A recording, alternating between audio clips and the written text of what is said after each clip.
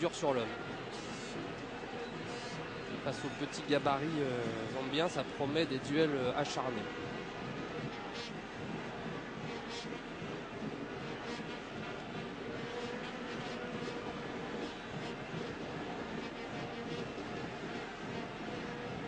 Le stade est plutôt calme pour l'instant. On n'a pas l'impression que le pays organisateur joue un match important. C'est vrai que l'équipe est déjà qualifiée, mais il joue quand même la première place du groupe. C'est un match important. Il y a eu une belle effervescence effectivement lors des premiers matchs. Ce n'est pas au départ la plus grande nation de football, la Guinée équatoriale, et elle s'est réveillée, elle s'est révélée au fil de cette compétition.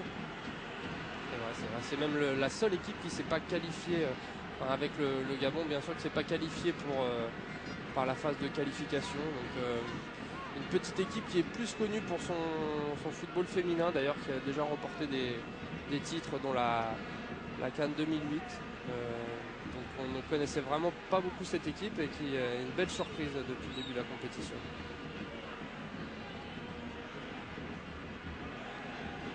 Ancien entraîneur de Vasco de Gama.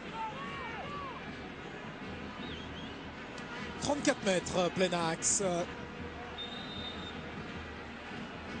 Et le mur est à distance. Et Diogo, c'est Yassay directement sur Moiné. Très très belle frappe. Belle frappe, bien sur ses appuis, on le voit. Intérieur du pied, et qui est peut-être pas assez puissante. Elle était loin quand même, 34 mètres. C'est pas assez puissante pour tromper la vigilance du gardien. Et puis mi-hauteur, Johan, pour les gardiens, c'est plus facile à lire. C'est vrai.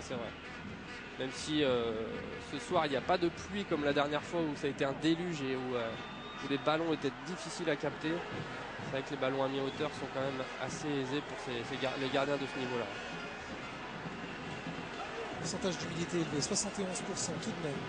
Allez, vigilance, la chance aux Zambiens dans un match ouvert. Premier poteau, sera au-dessus de la transversale. C'est la première occasion, pratiquement avec la frappe tout à l'heure. Une tête de Mayuka, intéressant. Un centre vraiment bien travaillé de l'intérieur du gauche. Et Mayuka qui s'élève plus haut que Kemisoko et qui place une tête, mais qui passe bien au-dessus du but quand même.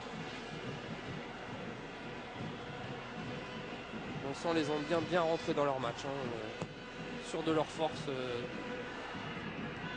Ils veulent à tout prix les 3 points. Et effectivement, un match nul pourrait les contenter, mais ce serait joué avec le feu.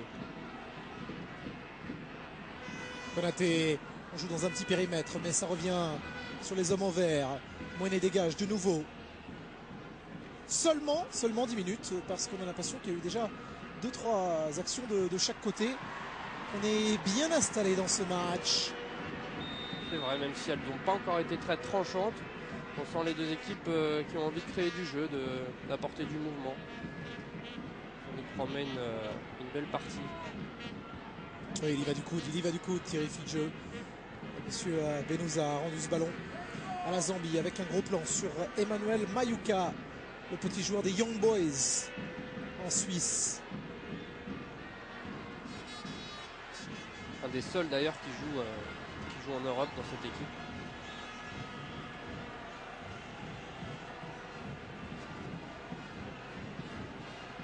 Dani Vasquez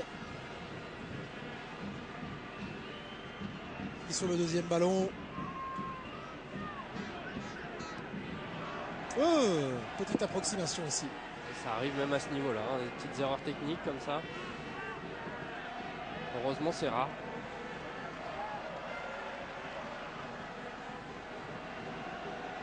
On laisse la possession à la Guinée équatoriale avec Edjogo.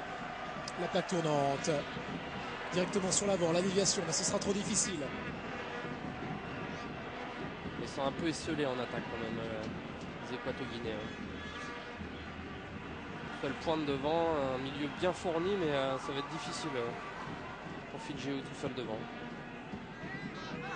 Et là-bas à contrer.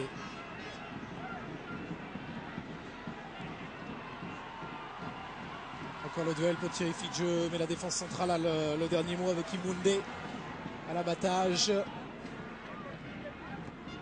Ekedo qui va récupérer ce ballon avec cette feinte de corps.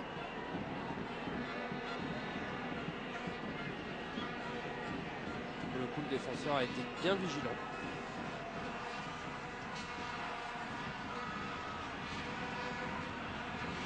C'est compliqué encore, on voit Fidjiou. Plus haute la ligne de récupération de la Guinée équatoriale, mais la Zambie s'en tire bien et passe la moitié de terrain opposé. Kalaba avec cette partie du terrain qui semble fuyante. Allez savoir. Et la passe est quand même mal assurée. Hein. On n'a pas senti beaucoup d'application dans son geste. C'est dommage qu'il y avait un bel appel sur le côté droit. Le fameux jeu zambien, hein, toujours en mouvement, qui tente des appels. Boum, la caméra. Télescopage entre Sun Tzu et Fidjeu, qui porte le doux prénom Sun Tzu de Stop. Stop, il a. C'est très bien pour un stopper. Davis.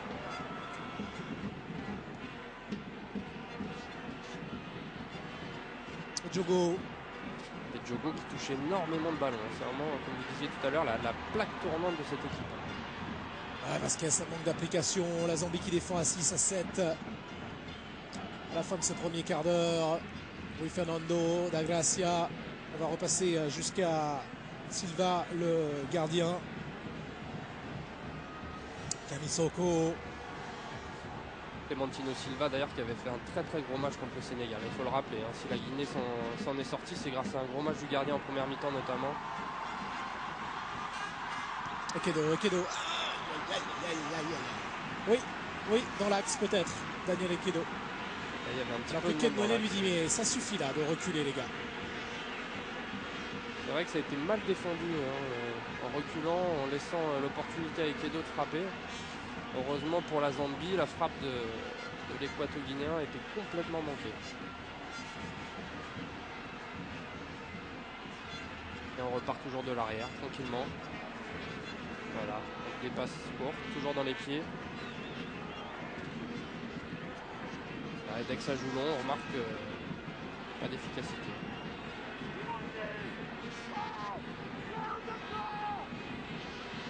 Ça a l'air d'agacer Hervé Renard sur son banc.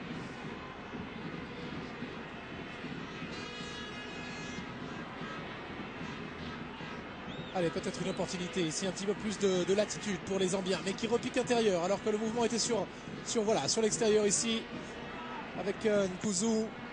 C'est contré. Davis Kozu. Ekedo qui reprend. Fidjeu qui manque le petit contrôle du bout du pied. Les Zambiens qui ont du mal à poser leur jeu, hein, quand même. Hein. Ils jouent trop de touches de balle, vous voyez là, 5 touches de balle, même si la passe était intéressante. D'habitude, ça joue plus rapidement, une touche de balle. C'est ce que demande Hervé Renard. Hein. C'est le style de jeu qu'il pratique avec ses équipes.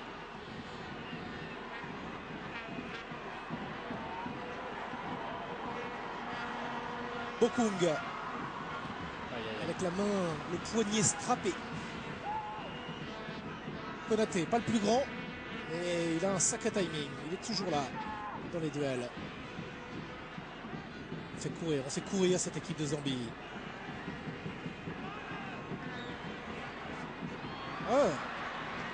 Une erreur technique. Des gestes. Tongo, il se fait essayer tout à l'heure à la même position et il nous l'a refait. On sent une frappe quand même désespérée hein, de 35 mètres alors que son attaquant lui faisait un petit appel. Pour l'instant, ils ne font pas les bons choix. Hein. Et la possession encore outrageusement à l'avantage de la Guinée équatoriale. Que s'est-il passé? Je ne sais pas trop ce qu'il a sifflé l'arbitre.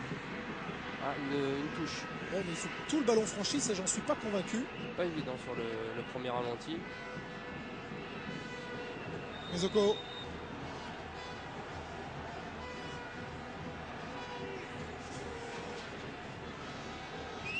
Mezoko qui a, je crois, été sanctionné à juste titre. Hein.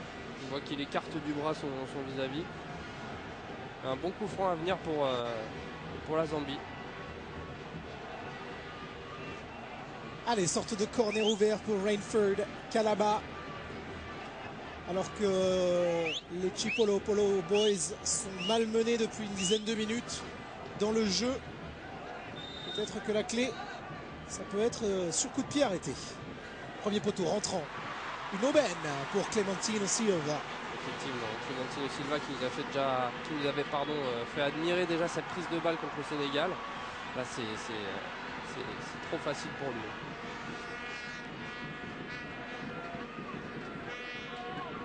Ça repart sur un rythme un peu étrange ce match quand même.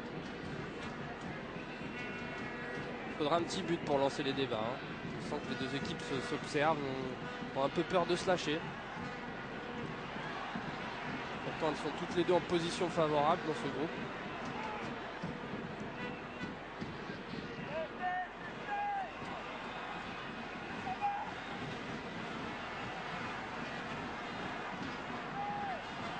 Je sens que le public n'attendrait qu'un petit but pour commencer à faire un petit peu plus la fête. Oui, Fernando. Camisoko. Tout le bloc défensif peut avancer.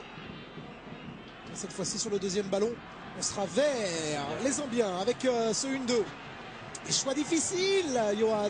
Alors on voit que la remise était vraiment très mauvaise. Une remise trop courte alors qu'il l'attendait dans la course. Il lui a mis dans le dos, donc forcément dans ces cas-là c'est difficile de contrôler, de pouvoir s'engager vers le but. C'est dommage, hein, encore une petite erreur technique, ça fait beaucoup quand même depuis 18 minutes. Je n'arrive pas à savoir si c'est effectivement des erreurs techniques ou des choix peu judicieux. Nkozu, Davis Kozu se heurte directement avec Edo.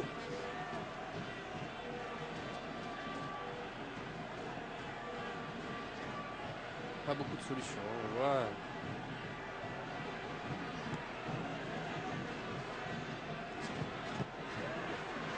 C'est pas mal joué. La défense équato-guinéenne est quand même très solide. Hein. Nous l'avait montré, je me répète, mais contre le Sénégal, vous avez assez impressionné derrière. Pour l'instant.